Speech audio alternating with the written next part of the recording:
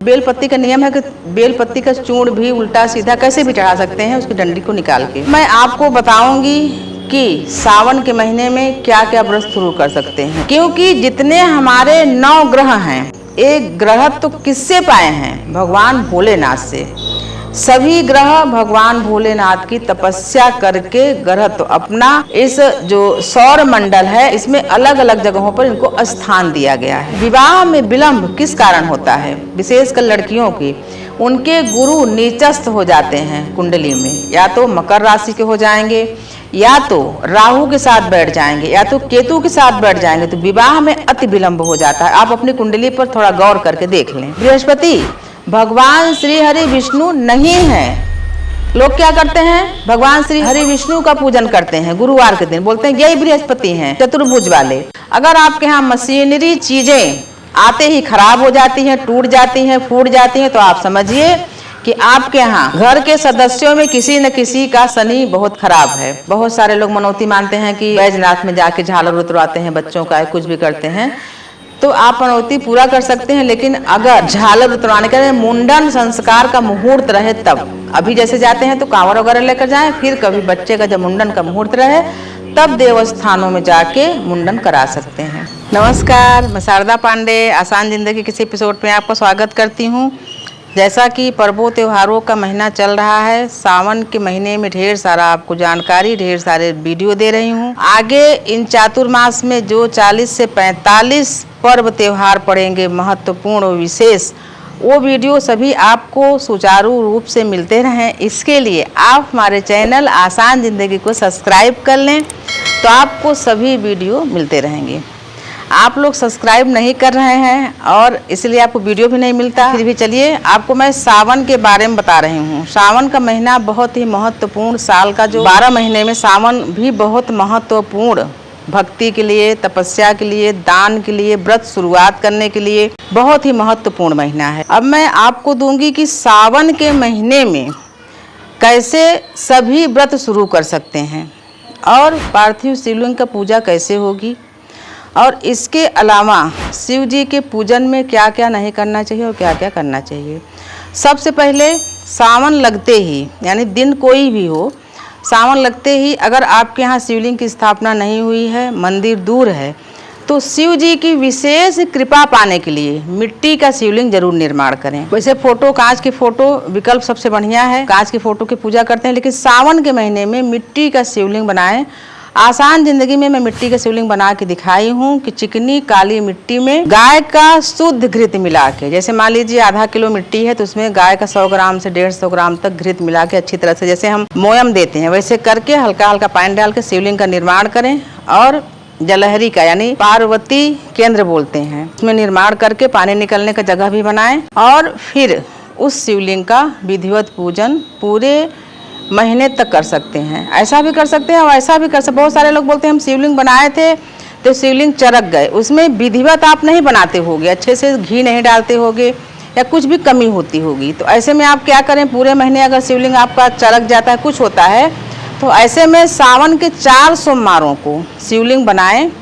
जैसे आप पूरे महीने का फल लेना चाहते हैं शिवलिंग पूजन का, तो सावन के पहले दिन बनाएं, सोमवार तक पूजा करें, मंगलवार को विसर्जन करें, फिर दूसरे सोमवार को बनाएं और फिर 1 हफ्ता पूजा करें, फिर उसका विसर्जन कर दें, तो शिवलिंग आपकी सुरक्षित रहेगी, टूटेगी फूटेगी नहीं, चरकेगी नहीं, आपको अगर मन में ऐसा शंका रहता है तो। सावन के पूरे महीने बिल्व पत्र, बेल की पत्ती ताजी हो तो चढ़ाएं, ताजी न मिल सके तो 1-1 हफ्ता के लिए तोड़ लें, वो भी नहीं मिल सके तो बेल पत्ती का नियम है कि बेल पत्ती का चूर्ण भी उल्टा सीधा कैसे भी चढ़ा सकते हैं उसकी डंडी को निकाल के। धतूर, मंदार, शमी के पुष्प, ये सभी चीज़ें आप शिव जी को पूरे महीना चढ़ाएं।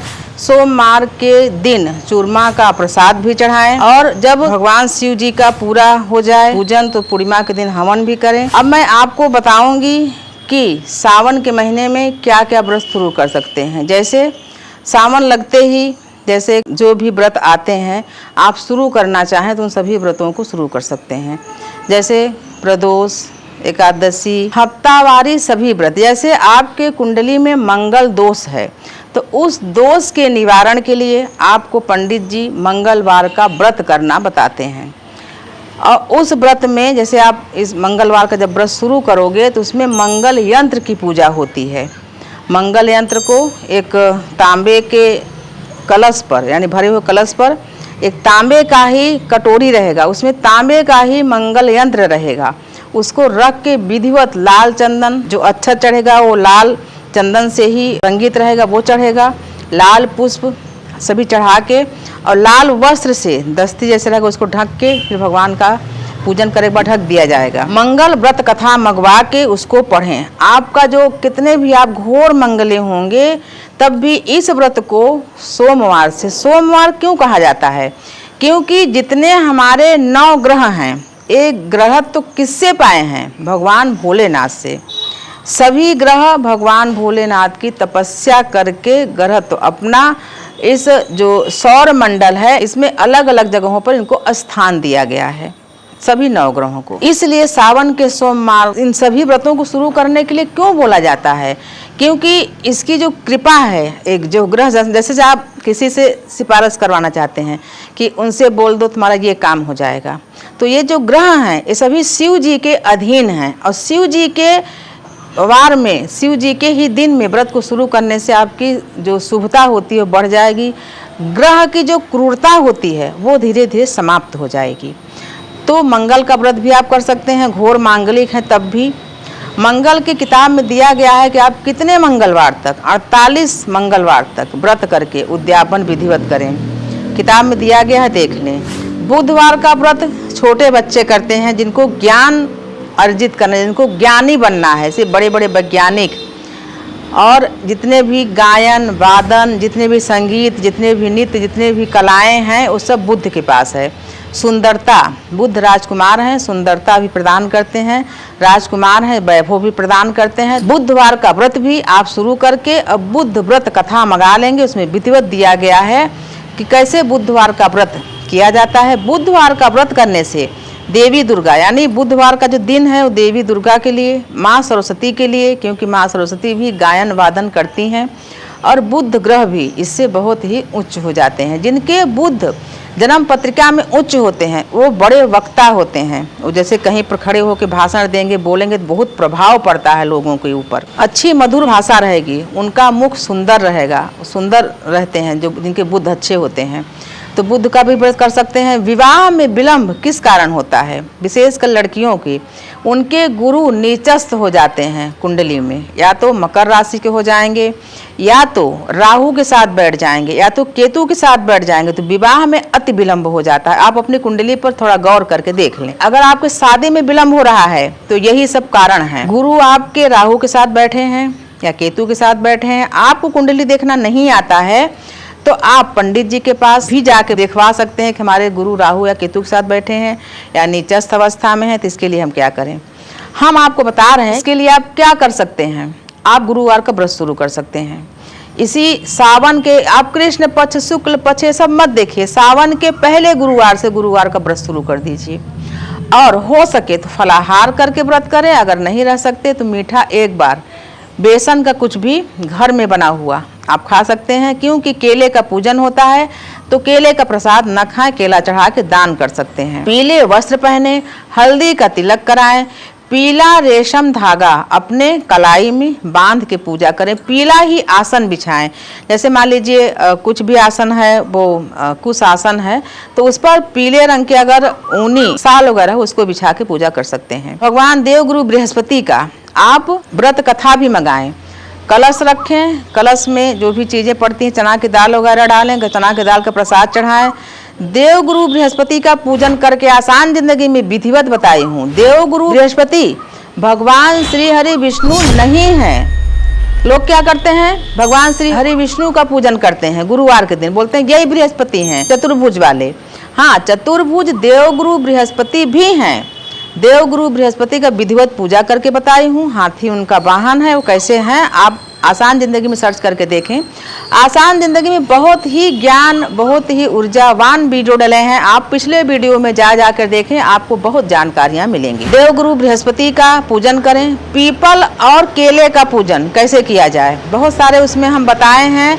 आप ध्यान से जाकर सर्च करके देखें। देवगुरु बृहस्पति का पूजन करें। वो लड़कियां जिनके विवाह में विलंब हो रहा है, राहु केतु के साथ बैठे हुए बृहस्पति विवाह में विलंब के साथ साथ वैवाहिक जीवन भी समाप्त कर देते हैं। यानी विवाह मान लो हो भी गया तो वैवाहिक जीवन 1 से 5 साल के भीतर समाप्त कर देते हैं, खत्म कर देते हैं, तलाक करवा देते हैं। इसके लिए आप क्या करेंगे, आप मनौती मान लें, देवगुरु बृहस्पति का व्रत करें। उसके बाद विवाह के बाद भी आप पति के साथ भी व्रत करें। व्रत करने का संकल्प लिए कि हे प्रभु, हमारा वैवाहिक जीवन, विवाह तो हो गया किसी तरह से, जैसे व्रत करो, पूजा करो, दान करो तो हो जाएगा, फिर वैवाहिक जीवन भी मधुर रहे और चलता रहे। इसके लिए भी आप व्रत चालू रखिए, दान करते रहिए। और अगर हमारे ऊपर विश्वास नहीं है तो कुंडलियों में झांक के देखें या झकवा लें पंडित जी से कि क्यों विलंब हो रहा है आपके विवाह में। उसके बाद शुक्रवार संतोषी माता का व्रत करना चाहें तो करें। वैभव लक्ष्मी का व्रत आप शुरू कर सकते हैं शुक्रवार से, सावन के पहले शुक्रवार से वैभव लक्ष्मी का व्रत शुरू कर सकते हैं। शनि आपके रुष्ट हैं तो आप शनिवार का भी व्रत शुरू करके शनि की चीज़ें, व्रत कथा मंगाओगे तो इसमें सब रखता है, शनि की चीज़ें आप दान करें। अगर आपके यहाँ मशीनरी चीज़ें आते ही खराब हो जाती हैं, टूट जाती हैं, फूट जाती हैं, तो आप समझिए कि आपके यहाँ घर के सदस्यों में किसी न किसी का शनि बहुत खराब है, झगड़ा, लड़ाई। और अगर आप ब्राह्मण होके भी व्यसन करते हैं, नशा करते हैं, मांसाहार करते हैं तो आपका सत्यानाश निश्चित है। अगर शनि, जैसे बताई हूँ, शनि अभी मीन राशि में गए हैं, इसका वीडियो मैं पहले दे चुकी हूँ, तो ब्राह्मण होके अगर इन सब चीज़ों का आप उपयोग करते हैं, भोग करते हैं, तो बहुत सारे प्रैक्टिकल, मतलब देखे आँखों के सामने देखा गया है कि उनका विनाश निश्चित है। तो आपको मैं बता रही हूँ कि शनि भगवान दंड देने के लिए निर्धारित किए गए हैं, जज हैं। तो आप शनि का व्रत करके शनि को अपने अनुकूल कर सकते हैं। अगर आप इन चीज़ों को करते हैं, व्यसन, मांसाहार, झूठी गवाही देना, झूठ बोलना, तो सचेत हो जाइए। मशीनरी चीज़ें खराब होती हैं, आपके यहाँ रोग, व्याधि, लड़ाई झगड़ा, कोर्ट कचहरी हो रहा है, तो आप जान जाइए कि आपके शनि खराब हैं। आप शनिवार का व्रत करिए, सात्विक रहिए, मांसाहार छोड़ दीजिए और लोगों का भला करना आप सीख जाइए और बच्चों को भी सिखाइए, आपका भला हो जाएगा। तो मैं आपको बता रही हूँ हफ्तावारी व्रत के बारे में। व्रत में फलाहार करें तो अति उत्तम है, नहीं तो एक टाइम का भोजन आप कर सकते हैं।